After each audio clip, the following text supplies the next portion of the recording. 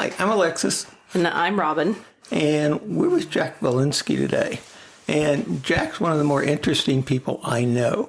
The real question we had, or I had anyway, was what topic do we bring up? Because, I mean, we could talk about Jack's experience and Jack's opinions and Jack's knowledge for days. And that's why we call it 22 sides, because we have more than one side. We have lots of opinions, and we've done a lot of things in life. And, you know, we may have Jack back, or we may not. Who knows? Jack may decide not to come back. Who knows? So say hi, Jack, so that we know who you are. Hi, Jack. And, you know, it all started at a 3,000-watt radio station. Sort of the Ted Knight story. Yes. Well, yeah. I mean, Jack is a little bit scary to have on a podcast because Jack's sort of a professional radio person. Mm-hmm. But retired, so that makes it okay. The unfortunate thing is radio's really gone in so many ways. It just moved. Well, you know, bookstores are gone, record stores are gone. They moved the same place radio did. They're hiding out somewhere in the mall. Yeah, pretty much. That's why we don't know where to find them. It is sad. It's different. It's different. There are other things that are better. There are things that we miss about the way it was. So, I got a question for you. Yes. I think that's what we're supposed to do. And that is, you got this new position that's like president of Neartown Super Neighborhood, right? So it's sort of an interesting journey. Back when I was doing Pride, many, many years ago. Another one of those topics we'll talk about sometime, I'm sure. One of the people there says his partner was getting involved in this organization. And it was sort of mentioned that they were civic. It was a civic club. It was a civic club of civic clubs, basically. And why it meant something to Pride was we were using their land, in a sense, their area town, disrupting what they normally do. And I didn't know it until I read the original bylaws, but Pride was one of the stakeholders in Midtown. Now, Midtown actually goes back a long time ago, but when the city started super neighborhoods, and that's a whole other topic, Neartown Montrose morphed into being one of the 88 super neighborhoods. Mm-hmm. And what super neighborhoods are, and this was done under Mayor Lanier, was because the city was so large, land-wise, and population-wise, it is also very big, is that there were probably 400 to 1,000, we don't know, civic clubs. Mm-hmm. Some of them were active, or some were inactive. And they thought to make it easier for the people to sort of work together and work with the city, that they've divided the city up into 88 super neighborhoods. It makes sense. People don't understand how big Houston really is. And so Neartown was the name, but it's also called Montrose. Mm-hmm. And I haven't dug down enough how the actual name of Neartown came in. Okay. Well, near to town. And that makes sense. And why did they name? Well, Montrose, besides the boulevard, is the whole neighborhood, and which is basically from 69 up to the Bayou to Shepherd and to where it sort of divides downtown. And how long have you lived in Neartown or Montrose? I moved to Houston in 1981, and probably about a year and a half to 2 years later, I moved to the famous 1400 Richmond. Okay. And I stayed there for a while, and then I found this condo I could afford. Mm-hmm. And I've been there ever since. Okay. And I might add, it's in the process of being remodeled. Slowly. That's fine. It's been in the process of being remodeled, but that's okay. I think it's better to do it that way than try to do it all at once. So when I went to work for the city in 2009, I sort of discovered what these super neighborhoods were. And I was working for Councilmember Jones, and I started going to these meetings and learned this whole thing about the super neighborhoods. And then when the council member didn't get reelected, I found a job in the mayor's assistant's office, which was not a political job, it was a civil service job.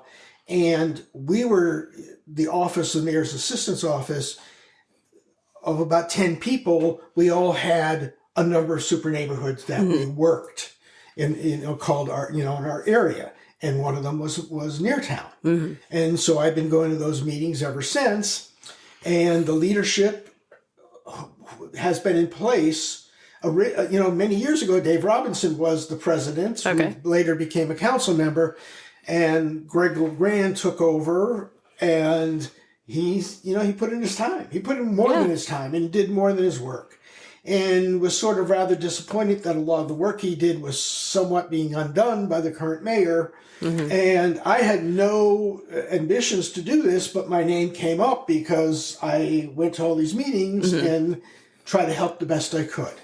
So what this is that the super neighborhood is made up of about 14 civic clubs, and we help facilitate a platform to work with the city or other elected officials to represent our neighborhood. Okay. And why is that important for people who don't understand what you're saying? Well, I mean, if the real thing I want to work on is a non-discrimination ordinance in the city of Houston. Right, because we don't have one. We don't have one. And with the current climate, it doesn't seem that it probably will happen in my lifetime. This has been a life goal of yours, right? Yes, and I failed at it. Yeah, but you're failing forward every single time, Jack. And joke about it, but, and I'm not trying to compare myself to some other people. Sure. But you fail sometimes. You fail. You learn from your failures and you move on. Yeah. Well, and how do you deal with failure? That's one of the questions that we like to ask people on this podcast, because if you're up to something, there's potential to fail, and you're somebody who has failed often, as you're saying, and we can laugh at it. It's great, but for those that don't know you, and I wouldn't say that I know you super personally, but you're somebody who always shows up, and that can last a little bit when things are going your way. But when you have failure, how do you deal with failure and keep going? You look at the next thing you can do to try to help out. Okay. And an organization will start and have a lot of, workings and doing stuff. And then new leadership comes in maybe a couple times, and it's harder to keep an organization going than starting it. And being involved in Pride, being involved in the LGBT Political Caucus, and being involved at KPFT at one time. Just to name a few of your resume moments. those are the three things that I've worked pretty hard at. And those are huge community-based groups that change all the time. But I think you also did an awful lot in the Department of Neighborhoods with the city. Well, that was my professional job. Well, yeah, yes, right. But the others took as much time. Well, and, and I, as I got into that position, first of all, I'd never imagined working for the city. It just happened so I needed a job.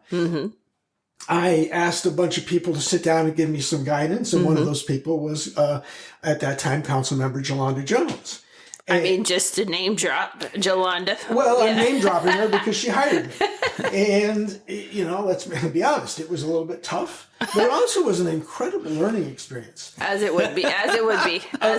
Well, the bureaucracy of how the city works is incredible. There's like 27 departments, including the airports. And, I didn't deal much with the airports, but people would sometimes ask questions about it. But more of the road conditions and the trash pickup and stuff like that.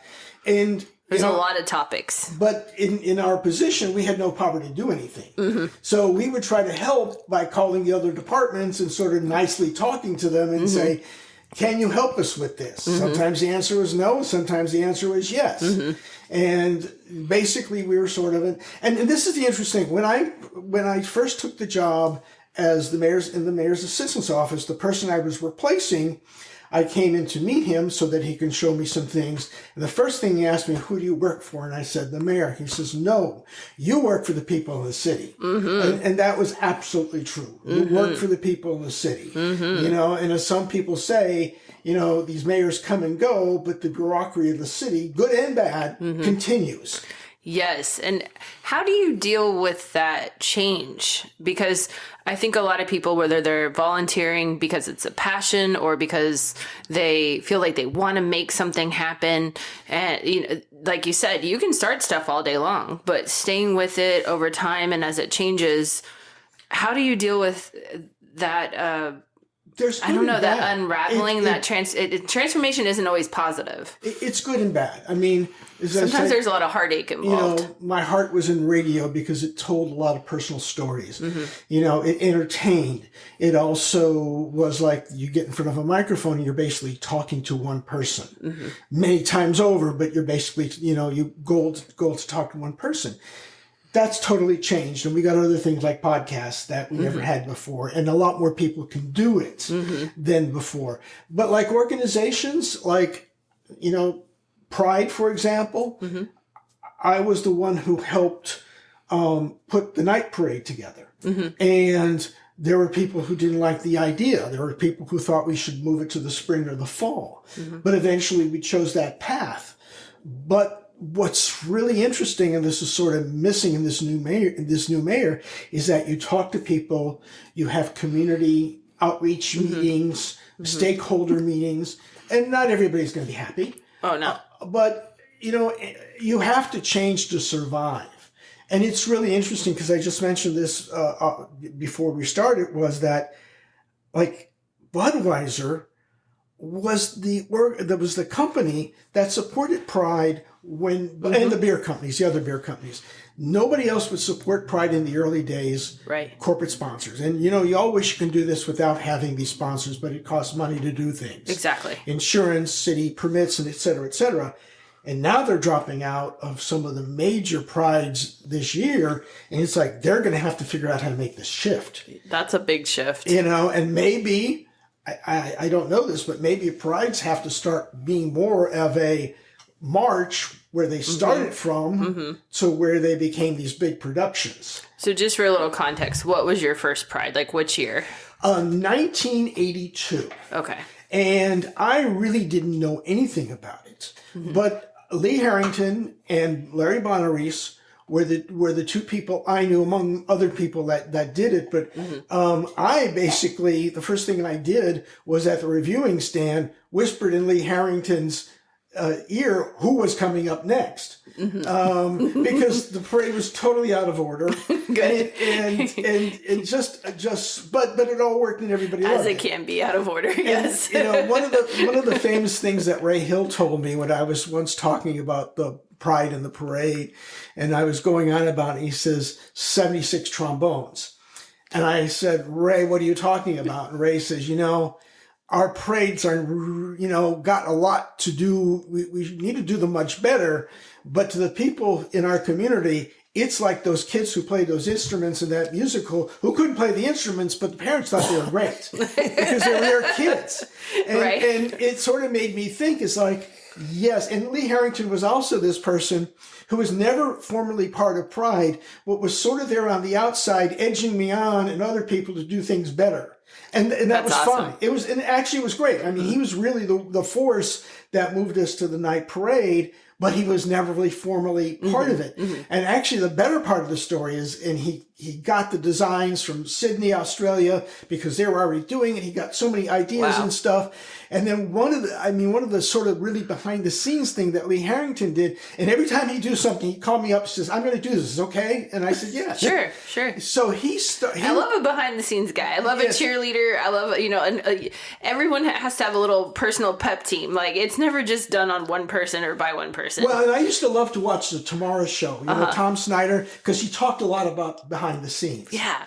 So, the team that made the team, you know? Yeah. And so Lee said, we need to have this like thing that sort of signified what the parade was, or some like, you know, awesome thing. And he came up with this idea of a 8.5-foot disco ball.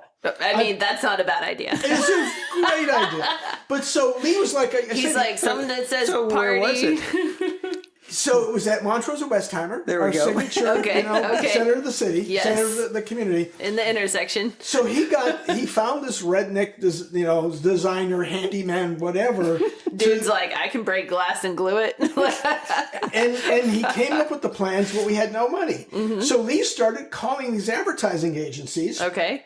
You know, and then He did a lot. He did a lot. I mean, once he found somebody who was interested, he says, I don't know how to do this. And he turned it back over to us. That's a brilliant thing to say. Yes. We need to say that more. Well, he said, you know, it occurred to me, and I had, you know, I mean, I know the story and everything, but it just occurred to me, that's the same thing Ray Hill always did. well, and I've done that too. I mean, I didn't know how to do a parade. What I don't know how to do this, but they do, so it's all yours. Talk to them.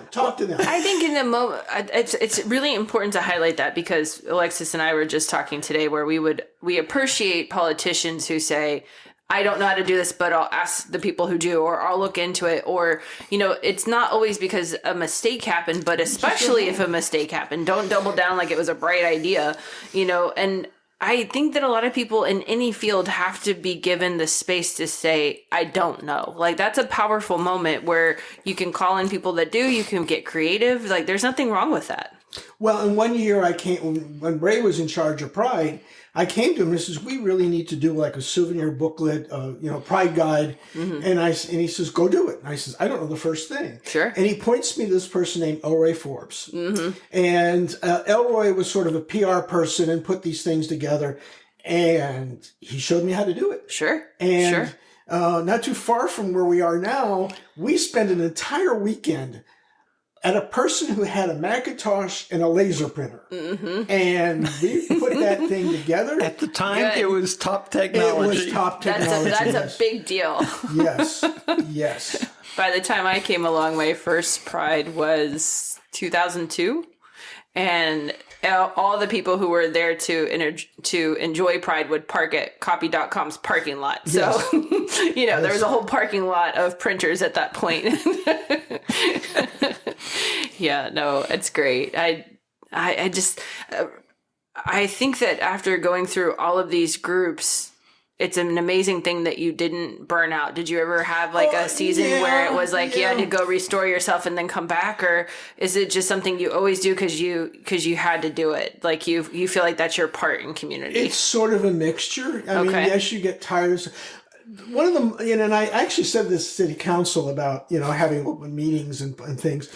I said, you know, back then we had public open meetings once a month for Pride at the multipurpose center up there. So it was open to the public and had parking, all this. Nice. I said the most important meeting to me was not the meeting before the event, when you do all the last minute stuff and everything. It was the meeting after, because that's when you got the feedback from the community. The real talk. And, you know, you'd get stuff that there's no way you can do, but there was a lot of constructive criticism where we tried to do it. In fact, some of us would, at the end of the parade, when it ended around midnight, would go back to our office and start drinking. But we talked about what happened to the day and how we're going to make it better. Sure. That's a wonderful thing. Would you consider yourself a visionary? Because you do show up over and over again, and you're not just somebody that shows up to work. You're somebody who shows up that says how you think it can work, and that's a certain type of person. Probably, in a sense. And I mean, and I was thinking about this. Larry Bonaris, who was the president of the caucus back in the early 80s, they came up with this plan to bring Tina Turner to the summit, which back then was a venue. Sure, not a bad plan. Church, yeah. And everyone loves a little Tina. this was sort of when Tina broke up with her husband and really wasn't known. Oh, okay. And they you know, brought her to town, and actually it was a financial failure. But when they brought her to town, Larry said to me, you know, we want to we got some money. Let's put some ads on the radio stations. And so I figured, I asked one of I worked at a professional radio station back then. I asked the announcer if he would do the voicing, and I put it together, and I sort of knew how to put it on reel to reel. And we put these ads on Magic and Curly. I don't know if Curly's still around, but the two predominantly black music. Magic is. And we ran, you know, we didn't run that many commercials, but people said they were driving off the road when they heard this commercial. I mean, it doesn't, it doesn't sound that big now, but back then it was. To say the word gay at on a mainstream radio station in a big city like Houston. It's a big deal. Okay. So and he just told me, he says, "Here, do it." Just like when Don Rockaby was the genius who put together the list and figured out how to do it for the caucus way back in the 70s. And they were actually on punch cards at one time. And he figured it out. And unfortunately, he was one of the earlier people who passed from AIDS. And so Ray was president that year of the caucus. And he ended up having the computers, and he called me and this other person named Mike Stubblefield, who's no longer with us. And he says, "Here's the computers, fix it." Yeah. And boy, we had to learn how to do it. We had to learn how to do it, let alone the technology back then. I mean, that's another thing to underscore. There's a lot of learning, and when you don't know what to do and you're just going to keep going forward, like, you better be open to learning, because there's a lot to learn. What were you going to say? I was going to say, the other thing about it is, with that kind of learning, there is timing that just comes along, and you can't really affect it. Well, it's like, it's got to be done by this time because that's when it has to be done. That's exactly true. And it's like, many times if I have some spare time, I'd like to learn something, but there's not that push to say, I need to get it done. Well, I'm laughing because it's like, the show must always go on, but when you're in so many groups that are doing so much, Jack, it's like, I can only imagine your calendar is always, the show is going on. You're somebody who's involved in like voting and pride and now this super group. I mean, your calendar looks probably full. Well, but I'm not doing some of the stuff I used to do. Okay. And what's also very interesting is to see the other people who help along the way or come up with ideas. And as much as you said, you did this well, I've had people come along and say, "I'd like to do this project, and, if it's feasible, go for it." And it's like, we put together, I didn't, it was a person named Troy Christensen put together the 25th anniversary of Pride. He put together this documentary, video documentary of the previous Grand Marshals. And it's just because he wanted to do it. And we were able to not allow, but have the resources for him to do it. That's a beautiful thing. Yeah, and Troy's one of these people that'll take over something and make it happen. Yeah. Gotta love those people. And I mean, some of the things I was thinking about, like with the caucus, at one point in time, Jack and I were in charge of membership. The first thing we figured out was we didn't have a list. Yeah. We had That's a list, problem. but they were like duplicate, quadruple type names. And I mean, it was just a mess. And we needed a website. And finally, I just said, I'm just going to do a website. It won't be the best website in the world, but it'll have the functions we need. So a group of people got together and said that they needed a political caucus for the LGBT community. Well, that was a long time ago. That was way before this. What point did you two come along in that? Well, I moved to Houston in 1981, and I started working in the community in 1982. Was the caucus already around? The caucus started at 75. In fact, in 1975. It's their 50th anniversary if they survive this year. Okay. I was going to say if they make it. Yeah. Yes. Just plugging along. Yes. And the first thing I sort of learned at the caucus was how to do bulk mailing. Okay. I mean, that's very sort of nerdy thing, but we mailed out the cards, the endorsement cards to these people, and there was a female couple that knew how to do it, and there was like all these idiosyncrasies that you had to do, and not get the bureaucrats at the post office upset with you. It's a whole thing. Yes, it's a whole thing, and I mean, it's not something we do now because things changed. But going downtown to the post office with your bags of mail, big bag, and figuring out how to do it. The interesting thing is we found out that you can bring that mail into the post office until 9 p.m. Sure. And we found out that the later we got to the closing time, the sooner the mail got out to the community. Right. There you go. There's some strange thing about the machines not being busy or something like that. You found the magic. So we were getting this discount rate because it was bulk mail, because you sort of did some of the sorting. But basically we were getting out like it was first class mail. Oh, that's wonderful. Okay, so for people who don't understand what a political caucus is, the intention is to be able to court and endorse your next representatives. And every organization is different. Okay. And the Houston GLBT plus Political Caucus in Houston, which changed its names like every season. Yes. I was going to say, I think it's GLBTQ plus, but it may not be. Yes. I never get it right. And at some point, wasn't it like just the caucus? It was Gay Political Caucus. It was the Gay Political Caucus. Oh, okay. And then we started adding. But the unique thing of what the caucus does is the sophistication of how they do the screening and endorsing. For politicians. Yes. And that it's nonpartisan. And that, strangely enough, a lot of the other sort of groups in different communities that did what we do, had either fallen apart or were not effective or were what was called pay for endorsements. Yeah. And one of the big things about it is that the caucus, you can say lots of bad things about it, and I can probably say worse things than a lot of people. But with the screenings, it's done cleanly. There's no favoritism shown. Sometimes I don't like the results that they come up with, but you have a chance to express that if you want.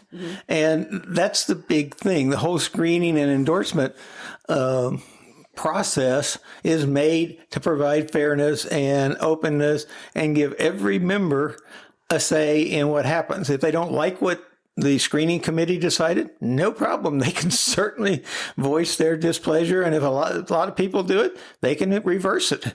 And that's something that's very unique. Most of the other groups, the board pretty much goes in and decides who's going to be endorsed. Well, in the local group, I like the fact that anyone can volunteer to actually be on the screening committee, and as long as you're a member. Okay, as long as you're a member, and that gives people access to actually talking with politicians, so they learn what their answers would be in real time. They learn what it's like to talk to somebody of that caliber. They might be surprised that it's really not that high of a caliber because they're not endorsed yet. They might have been somebody who's been in the seat for years. It depends. And every now and then you'll get somebody who's new, and or someone's not new, that after going through almost an hour of screening the person, and everybody's thinking, good person, everything's great. They'll ask a question, and the answer just won't be okay. And, and it just comes out of the blue, and you're sort of like, oh, I'm really glad you asked that question, because we weren't getting that. Well, a lot of times I meet people who want to vote. They've obviously heard about the pressure to vote. They get registered because they know there's a startup process.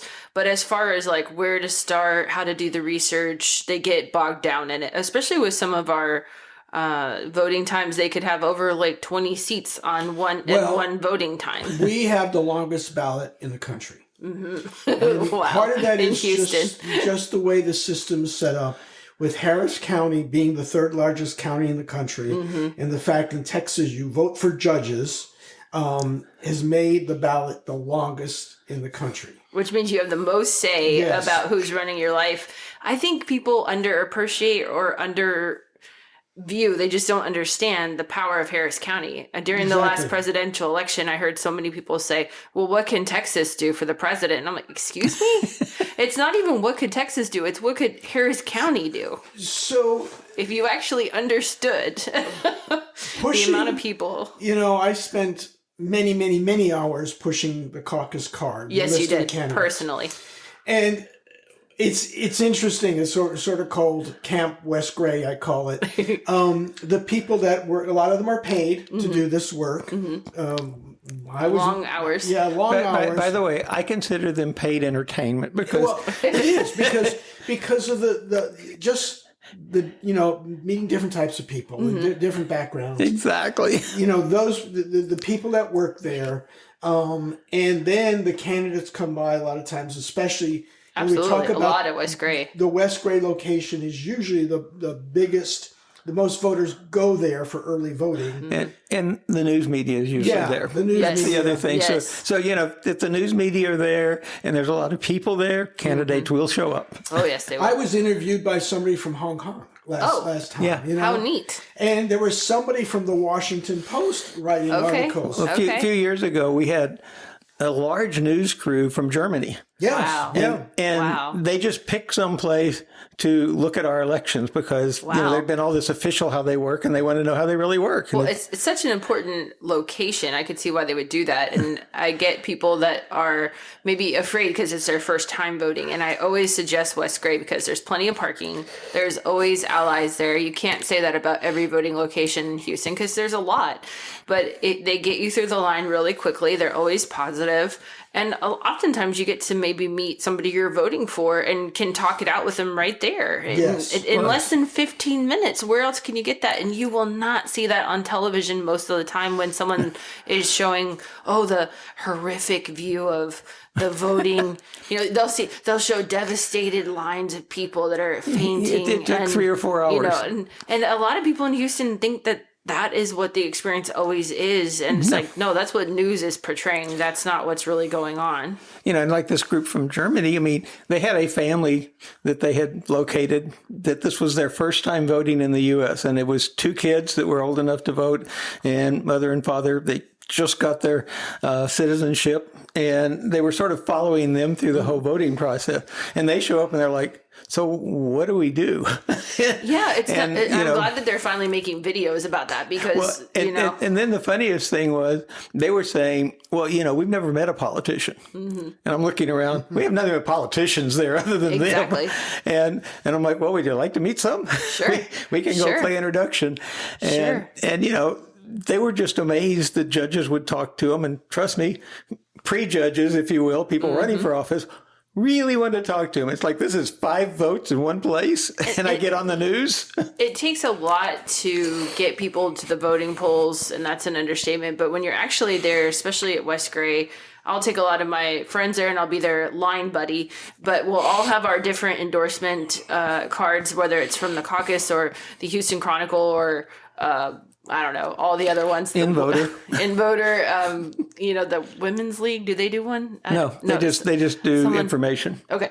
So they all have their cards, and we're kind of evaluating in line, if you will. And when we're evaluating, it's not horrible. There's no, judgments. It's, what do you think and why is this important? And by the way, what the heck with this proposition? There's always proposition misunderstanding or lack of knowledge because it seems to be the least reported. But I find a lot of times we make friends in line and it's very friendly, which again, is a lot delivered in 15 minutes if the line is going really fast.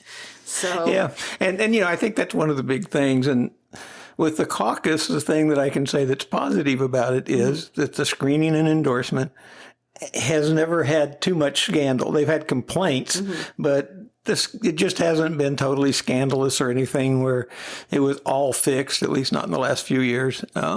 And most people find that they may not have enjoyed their screening experience. I'm talking about the candidates, but they appreciate the fact that it was done cleanly. It wasn't something where they were attacked or anything. And if they were, then someone came to their defense at the same time. I can't even count how many people every election cycle, and there's plenty in Houston. I mean, there's a real reason to have voter fatigue, but I can't count how many people will message me and say, I forget where to look, where should I go? Or I know you pay attention to this, where can I get started? And they really appreciate just a starting point, because if you were going to do a voter's ballot and then find the politician's website and go from there, you're not really getting a real view at them. So I do appreciate the caucus's work, even though there's a lot of politics involved in the politics. Yeah, and some of it's frustrating, to say the least. I always say it's a starting point. Do your own research, but it's a starting point. Yeah. So, sorry. That'll be cut out. So, I have a different set of questions. Okay. We have elections. What's wrong with me? No, I have my opinion of that. That's fine. You want me to start? Jack, you just went to the doctor. What's going on? And just so people know. Not physically. Okay. There's 3 of us, Jack, Maria, and I, that have lunch most Sundays.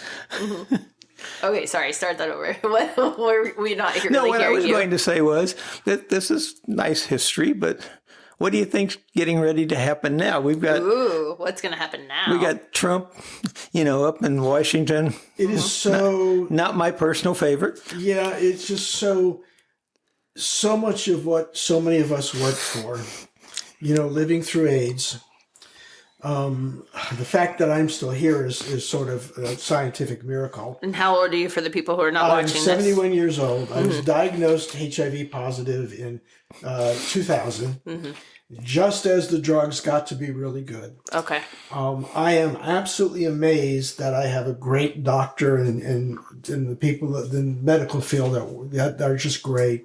That the science, unfortunately, we lost a lot of people, but that they, we haven't cured it. Right. But the fact that there are pills out there and medication for people, and part of my drive is that we lost those people. And I do remember, the parade used to be on a Sunday afternoon, and it was really hot. It's hotter now, I think, than it was hotter, Most likely 30 years ago. But it was sort of like somebody being really sick and wanting to go home to Christmas with their family. Well, in our community, it was going to see the Pride Parade. And it just is just incredible. They would see the parade, and then 2 days later they'd pass. Because people pass very quickly. They wanted to see the parade. And part of our mission was to make the parade always better. Dealing with the fact that a lot of these entries do not have a lot of money. Right. Dealing that, I always looked at being the director of Pride or being part of the leadership is that we're sort of the captain, but we're steering all these people to hopefully a good place. And being a leader doesn't mean you get to make all the decisions. You have to live and listen to your constituents and do your best to represent them and move forward. I remember one of the first times I went to a Pride conference, and it happened to be in San Francisco, like in '86, I think it was. It was me, Larry Bonaris, and Ray Hill, and we're going to the open plenary meeting, and Larry and Ray were arguing about where they were going to sit in that room. And I'm like, I don't know why they're doing this. And I said to Ray, why are you doing this? And he says, where you sit in the room, you can control the meeting. Okay. So Ray Hill knew a lot of tips. There were so many things. It's like when you go to a meeting, you read a room. Like last week, I went to a Metro board meeting, and I was there watching the room of how they deal with matters. And every time it's different. Every organization is different. Just like when I was working for the city, every super neighborhood was different of how they run their meetings, of how the interest they want, the dynamics of the meeting. So that's really very different. Yeah. Yeah, no, it's a really good tip for people who are trying to make a change and evaluate things. Yeah, all the organizations have a pattern. There's, my view is there's a place with like the caucus endorsement meeting. There's a place to sit with the caucus regular meeting. There's a place to sit in the super neighborhood meeting. And those don't seem to change. Well, and unless you change where they're located, Jack. And working unless the AC's going like really high powered and it's already cold outside, I'm just making jokes, but logistic wise, it's been an issue. But I don't mean to interrupt. Well, and it's also working the room. If you're trying to get something passed or done, it's like you talk to people, and it's also that you may not like the person, but they may want the same thing you want, or or the openness of the process, and or you just can't stand the other one at all. There are times that you vote against rather than for. Yeah. Exactly. You never know where you're going to make alliances. And I think that's one of the big things. But we've got sort of a pause in elections here for a little while, and it seems like we normally have elections every month. Of some sort. Yes, we do, and the governor just announced that the Congressional District 18 election will be in November. Right. And I don't think a lot of people realize that means there will probably be a runoff in December. Exactly. So that's a long time for 800,000 people not to be represented in Congress. Yes. Well, but that's the plan. Yeah, that's the plan, exactly. The plan is to have them not represented because their representative wouldn't represent what the governor likes and what the president likes. Yes, and to your point, you were looking at where are we going as a society, where are we going with the current leadership? One of the things is, and a lot of people don't realize this, one of the reasons we have so many elections is that we have national elections, federal elections. We have state elections. We have county elections. We have various and sundry school board elections and tax district elections. I mean, we have elections on top of elections on top of elections. And then we have the one that I find fun because it seems to be a total free-for-all, and that is the city elections. I mean, city elections is nonpartisan, theoretically. And what that really means is that it just seems to be a big mess, you know? I think the thing I'm more concerned about is in the current environment, it's like we seem to be going backwards. Okay. In so many ways. And I don't know. I mean, I should probably be sitting in a rocking chair somewhere and just watching the parade go by. And I don't quite understand why more of us are not out there, protesting or trying to do something. The fact that marriage equality may go away, the fact that the, Lawrence v. Texas ruling about the sodomy law, that may go away. The fact that our sisters and brothers who are transgendered are just losing everything. And some of us, not me, are sitting quite happily working for a corporation that had a diversity wing of it, and that's probably going to go away.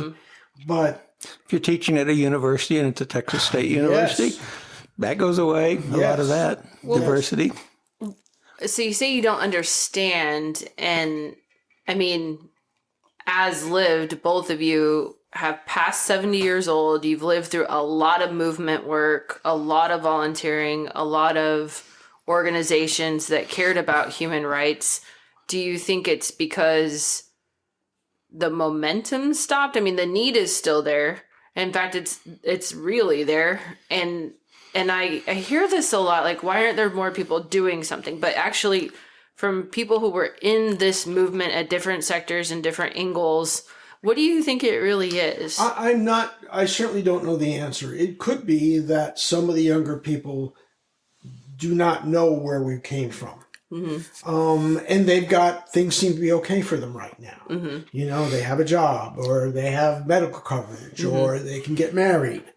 And I just don't know. What does it take? And the women's movement, who has been attacked much more recently, it's just totally scary about what we have, the freedom of the press that we have. There's major newspapers are owned by billionaires, and they don't, those newspapers aren't as open as they used to be. But then again, there's a Wall Street Journal who starts to say, hey, what's going on is totally crazy. Well, yeah, but I think the other thing about it is that, to begin with, I think the election was fair. Donald Trump was elected. I haven't seen anything that says there was all sorts of weird stuff other than buying votes, but that happens every time. That's not anything unusual. And the real question I guess I have is, when people talk about doing things, I mean, I don't like to do things that just show up on television or, they make the news or something like that. I like to do things that will actually have a chance of changing something. Sure. Right now, things are still unstable enough that I don't know exactly what that is. Because normally the best way to approach this is to figure out who is doing things and who can do things and start working on strategies that will get what we need. And I've done that for a long time. I mean, I rarely go to Austin and, raise flags or testify. I've testified a few times, but, the fact is going to the Texas Senate and testifying at 2 a.m. Yeah, it gets, some news coverage. It doesn't do anything. They've made up their mind. They don't care. Yeah. They actually, find it humorous that they can cause you to show up and spend your entire nights and week doing nothing that's going to make any difference. Exactly. I've seen a lot of resources spent on that from families over the years, and the politicians are in their seat doing their job, but the families are wasting their resources or using their resources. And not only that, the politicians that are not our friends, shall we say, use that to raise more money.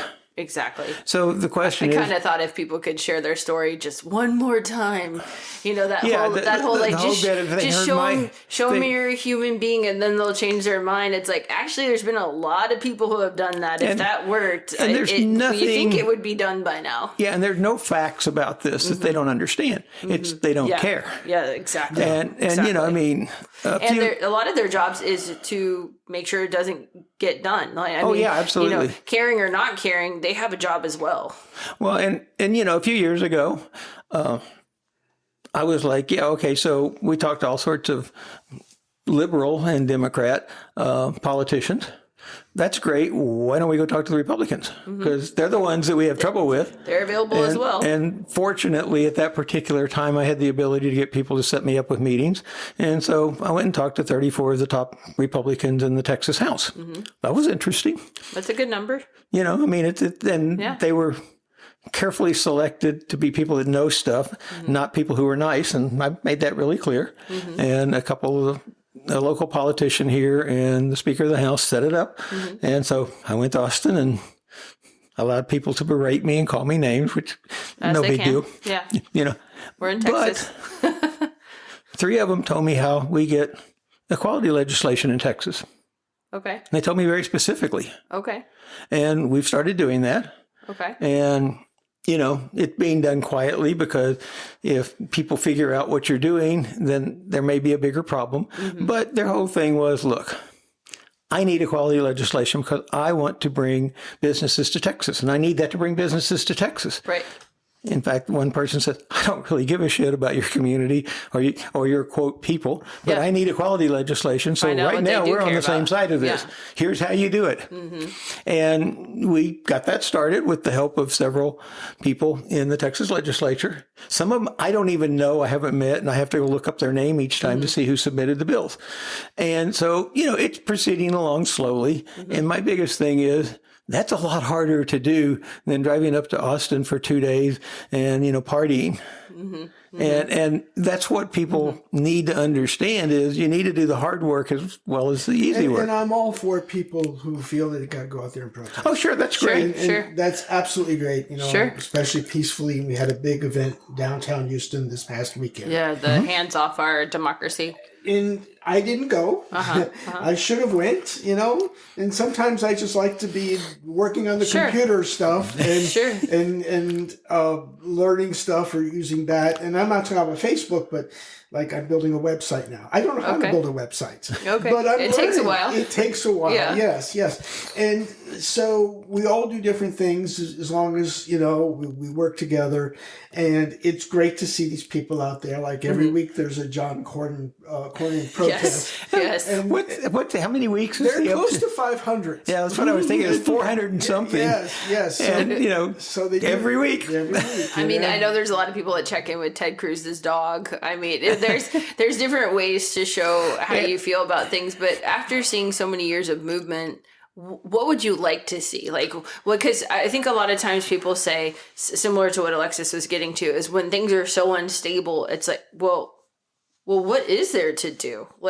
I think people get a little frozen. Well, and Trump, Abbott was doing a little bit of this, but Trump's doing the same thing. And that is, he's putting out so much stuff that has to be responded to that you simply can't respond because you're playing by the rule. He's not. Right. Yes. And in fairness, our politicians, some of our politicians started this hate rhetoric and this hate policy that has affected the nation. So in fairness, talking to our politicians, don't always go that far. And let's say you get even super precise where their hate policy put you in a hard way, you're suing them and you're publicly going as far as you can to call them out, like the white, blonde, blue-eyed women who were forced to be in a medical position for abortion or ectopic pregnancies, and Cruz and Cornyn don't even bother to show up. Well, and who would have thought we'd be dealing with measles? The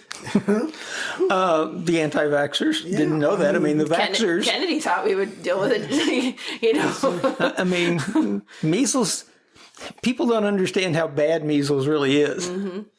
Well, they're getting a dose of it, that's for sure. Yeah, and it's also funny that in the western part of Texas, there are lines for measles vaccine every day. That's good to hear. Thankfully. And it's sort of like, oh, good, they figured out that being vaccinated is better than dying. And sometimes it comes at a really hard cost, and I wish those families well. And I think that's a little bit about what the answer is that there is to do, because with every new generation or people who never learned what there was to learn, whatever the topic is, we have to re-educate. There was a time where Alexis thought people didn't need to know what safe sex education was because everybody did know how you could catch AIDS. We were going to stop pushing that from TFA, Transgender Foundation of America. Mm-hmm. And then I got a phone call from somebody who's been around the community forever, and they're like, how do you get AIDS? And they were serious. Yeah. And I had a friend that called me. And I was like, oh shit, I was wrong. Yeah, it's you sometimes you're in something so much you think everyone is educated or the people know what they need to know. But even during the pandemic, people said, well, do you think masks even work? And I'm like, yeah, barriers are a thing. And then I'm like, oh, you don't use any? Oh. Well, okay, well, where do we start with this conversation? We can have a few. Years ago in the parade, when the cameras came out and interviewed people watching the parade, and they would say, oh, the politicians are going to realize how big we are and how all this stuff, and we'll get our rights like the next day. And that's not how it works. But part of it is, in going back to Harvey Milk, is give people hope. Right. And, we don't... our community has evolved so much since that, and it's much larger. And it's great that some of us are part of PTOs and management districts or whatever. We're involved in all aspects of that. That is really good that we moved on there. And the fact that, part of my area that I worked in the city was Spring Branch. Mm-hmm. And I remember going out there one day and this person says, oh, I saw you on Channel 8 talking about the Paul Bizarre murders. Mm-hmm. And she said, you were really good. And I thought, well, this is really neat. Sometimes you get those, you make those connections mm-hmm. that you didn't think you could mm-hmm. or understand it all. But part of it is being yourself, Hopefully you can be yourself. Sometimes it's hard, especially when you can't get employed to be yourself these days. Exactly. Someone said to me the other day, they said, Robin, I don't understand why more people are not sharing their story, coming out, and now's the time to fight. And I said, well, are they employable after that? And they said, well, I don't know. And I said, well, they're making it really clear that they don't want to employ people like that. So that's a hefty protest. And it comes at a cost. Has their individual story, and because what families they grow up, where they grow up, and they're dealing with different things or what religion they're part of. So everybody has their own barrier. And the coming out story is still a story, for every person. Yeah, sometimes multiple coming out, as it turns out. And out. Yeah, I wonder, what did you ever think, living as long as you have, seeing what you have seen, what did you ever think a win was? Where were people willing to get to? Medicine where you can live as long as you have is one win for sure. And I do think that some of the younger generation, to some degree, depending on what topic we're talking about, does feel more comfortable, does feel more privileged with some things that they haven't had to have certain hardships on. So they may not see what there is to do, but isn't that also a win to some degree? It's not like we can completely cure AIDS or hate and all this other stuff in one lifetime, but I guess what was a win? Giving those people their own power. Okay. To be able to deal with it. Sort of like that makes sense. In a different dimension. Back in the 60s and 70s in Britain, they didn't have pop radio stations over there because the BBC controlled it. Okay. And so what they did was, there was Radio Luxembourg that would do some stuff, but there was ships that they put transmitters on, and they were called pirate radio stations. Wow. The parallel here is that they had the flamethrowers, they called it, in Mexico across the border, although those were more religious stations, but Wolfman Jack worked at one of them. And it's like... And they had the same thing on the northern border, too, in Canada. yes, not so much, but one of them was called Radio Caroline because somebody saw a picture of Caroline Kennedy in a newspaper and thought the freedom she had when she was there. We all sort of got to figure out how the best we can. Mm-hmm. And in many ways, the internet has helped us a lot to be able to find that way. It's also hurt us a lot because the untruths and the lies are also in there, and people just believe this. And in some ways, it's worse because we're all in our little bubble. Right. It's hard to critically think. It's hard to say things and hear people nicely say, wait a minute, that's not how that works, and oh, you didn't check your thinking on that one, let's catch you in your thoughts before there's problems. On the other hand, sometimes younger people don't know the barriers and just go forward. They go charging in, and you're sort of like, okay, let's see how this works. And that's great, too. So I want to take us back to something that I accidentally cut Jack off on. Sure, because he got passionate like Melanie, about the media. I love it. Well, no, like I said, I accidentally cut it off, and then we went a different direction, and that is, so what do you think we should be doing? I really don't know. And what I'm doing may not be the way to do it. I think part of the thing that we've heard over the years is that if you talk to your neighbors, you talk to your, the people you know, and, like I said, in a bubble, living in Montrose is sort of living in a bubble. Mm-hmm. And because... We're nodding our heads. Yet I walked down the street the other day and there's this person on a corner lot with all these Trump signs. Mm-hmm. So, it's all over there. The fact that my home city, Scranton, Pennsylvania, has Pride celebrations, that is really neat. And here really in Texas, we got the Woodlands and Galveston and Fort Bend doing these celebrations is great. And Bastrop, don't forget, and Midland. And what does it take to have a Pride in a small town? Oh, it's really simple. I mean, Bastrop Pride is quite simple. Barbecue, beer, and a drag queen. And why is that important? Because people want to ban it. They want to ban it. But why is that important? They like beer and barbecue. Okay. But why is Pride important? Because a lot of people say, why do you even need Pride? Because we still have these limitations of what we can do. Mm-hmm. And, and I think actually sort of parallel is the transgender dinner. Mm-hmm. It's... my understanding, it's one of the most unique things that is done in the country. Yes. The fact that you have a safe place for transgendered people and their friends. And their friends to be there. Mm-hmm. And I don't go to very many banquets because they're expensive. Sure. And I don't need to be there to be seen. Sure. But I love going to transgender dinner. Mm-hmm. Even sometimes when those speeches go on. Mm-hmm. They're very long. But it's there to see this event that is so unique and is part of, I consider it part of my community that people can express themselves. And Pride is in a way a bigger thing. And, when the numbers they say are now 850,000, which I totally don't believe. But when the parade was back in Montrose, and we believe that we hit 150,000, that was just, incredible. Yes. And when we talk about the disco ball that was out there, I will never forget the first year we were out there.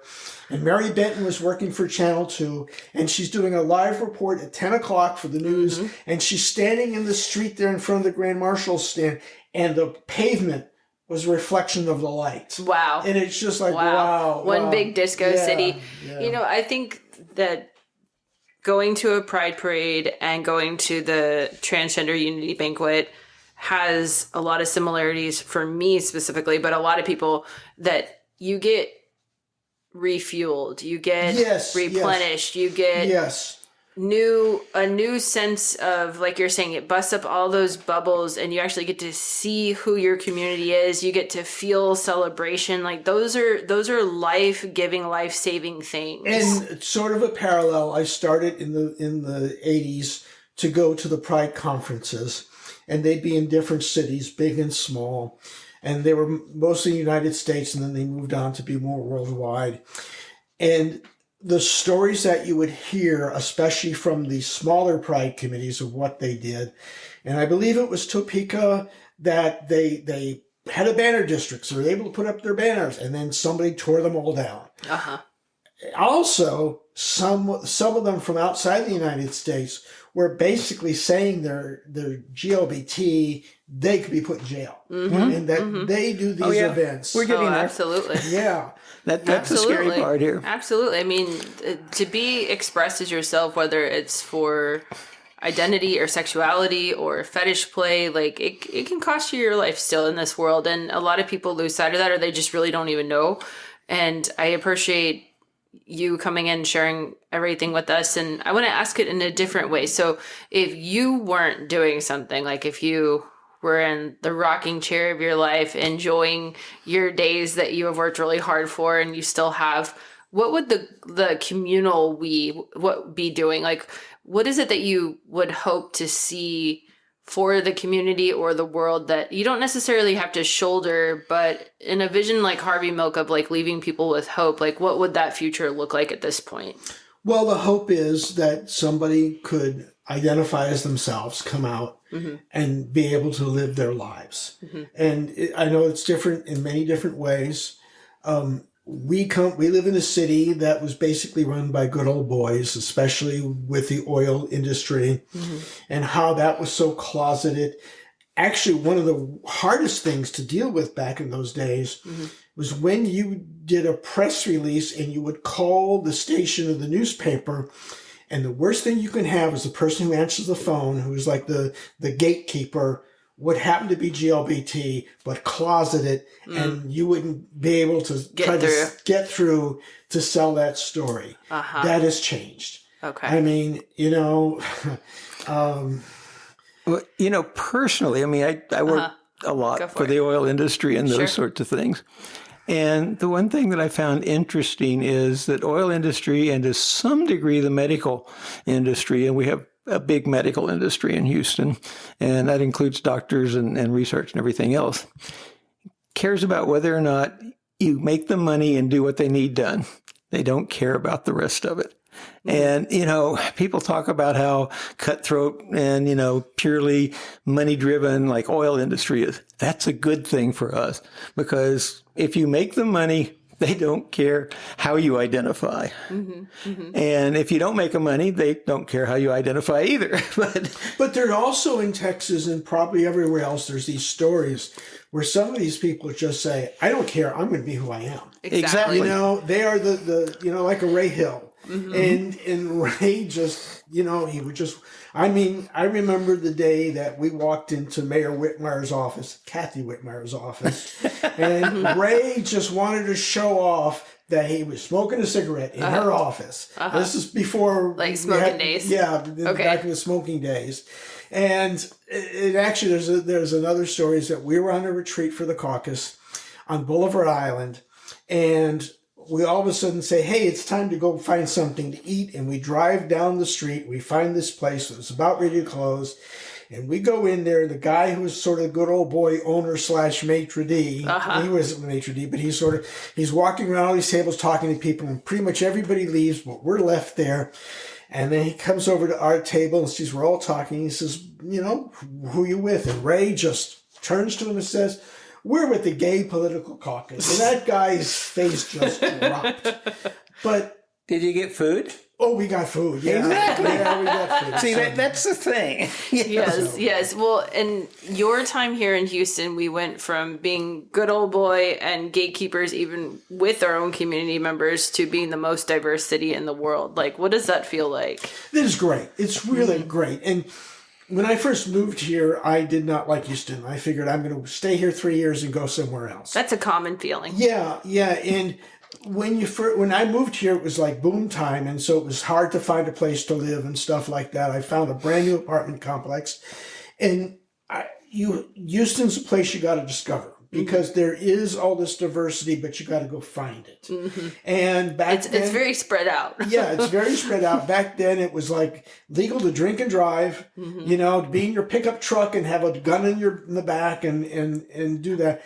And there's also this freedom streak that you can also do, as long as you're not bothering other people. But to see how Houston has transformed. And at a time I had a job where I traveled to almost every major city and spent time there. And I come back to Houston and say, why can't we be like them? But in a ways we've got our own stuff. And some of the things that happened over the years, the fact that we have great city parks, that we have, great neighborhoods. And we actually have like one of the largest city parks, right? In the city, yes, like yes. a large number Memorial of city Park parks. is bigger than Central Park. Mm-hmm. It's interesting. And we have this incredible food scene. Oh, yes. And not just the expensive side, but the mom and pop restaurants. And When it got really better after Katrina. We brought all these people over from New Orleans that really know how to do good food. Yes. And Houston has these celebrations and different events, which makes it a great city. I just hope we can continue on being that way, because we don't know what the future is going to be.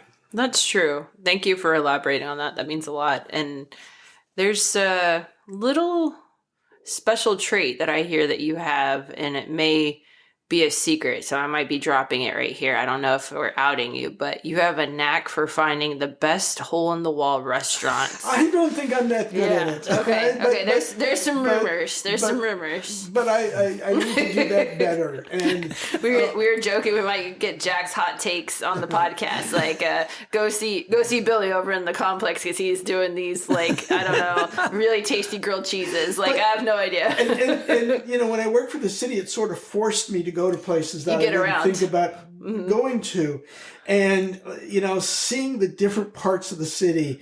And, we had this great map, and I hope it's still there, of how we're going to build more parks and be more of a city focused on people. I don't know if that's going to continue, but hopefully it will.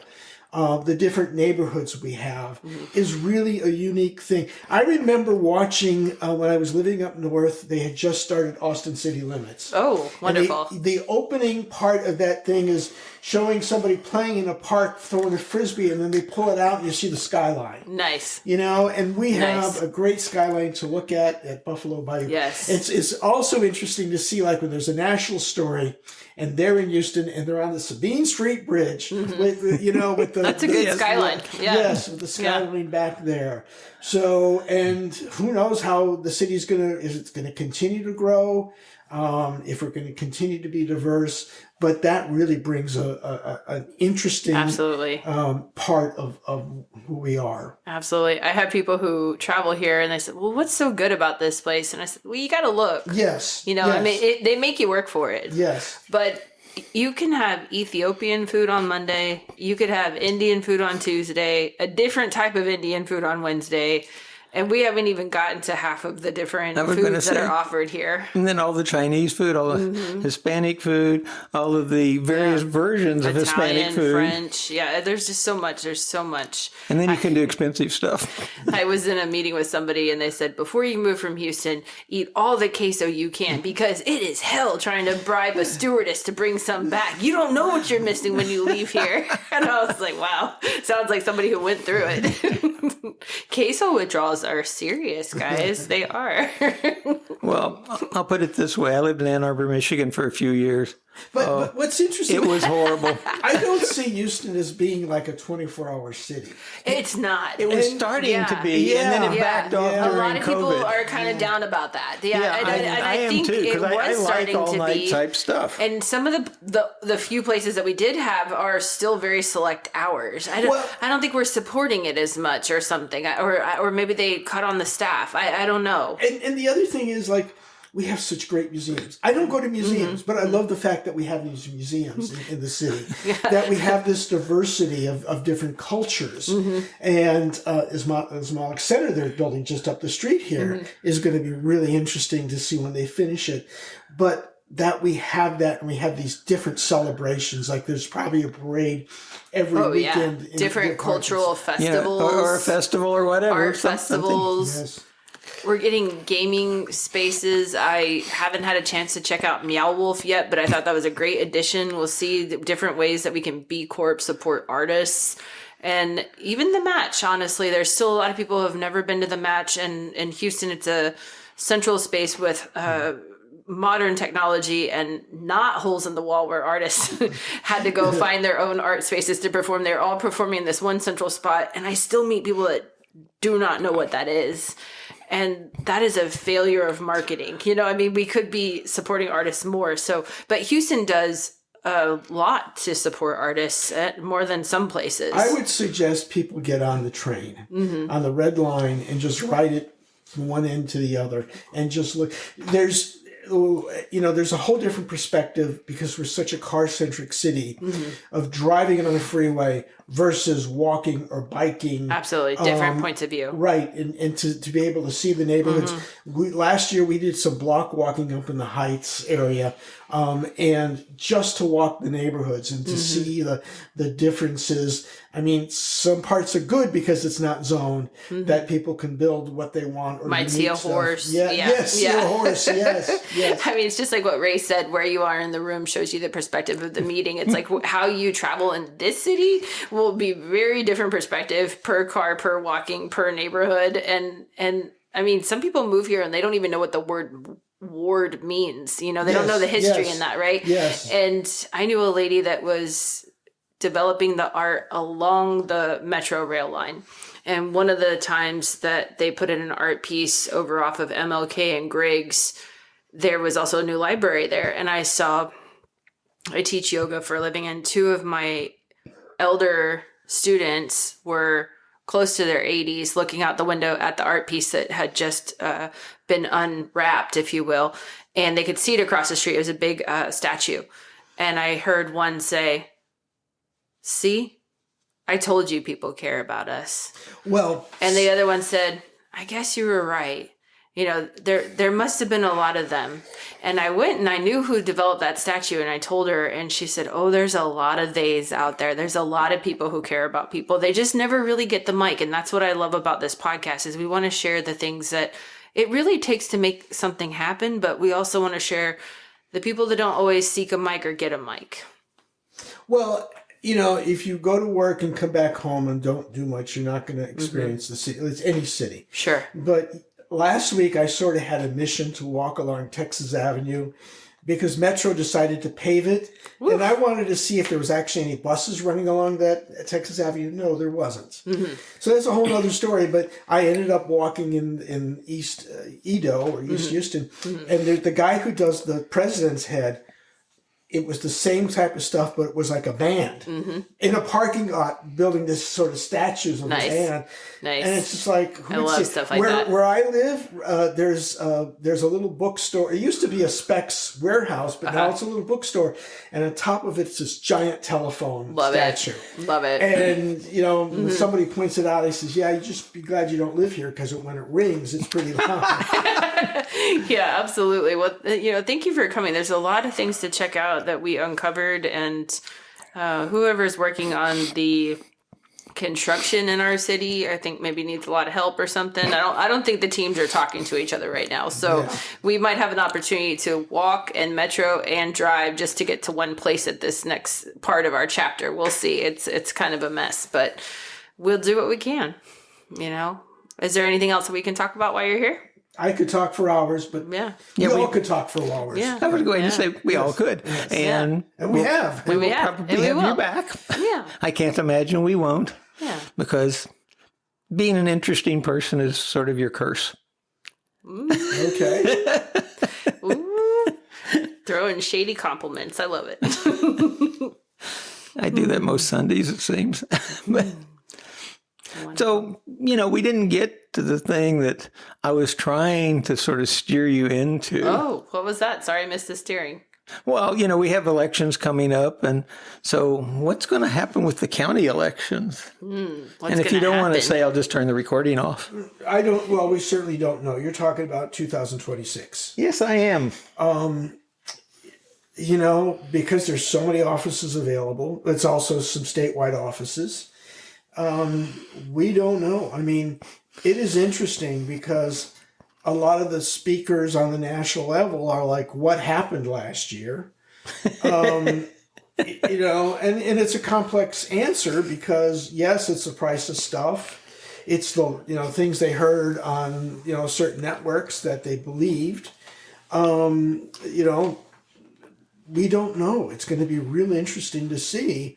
And the money is crazy that they put into these elections. Oh, it is. You know, we're, you know, from the county judge all the way down to the judges. I mean, we lost a lot of the appellate court judges, which is really, really sad because we worked so hard on the 14th and the 1st Court of Appeals to get those people elected. Can we, you know, get new people in there, or I don't know if some of them want to run again. We don't know. I guess it depends on the turnout, what they want to do, and state of where we are in a year and a half. Okay. Thank you.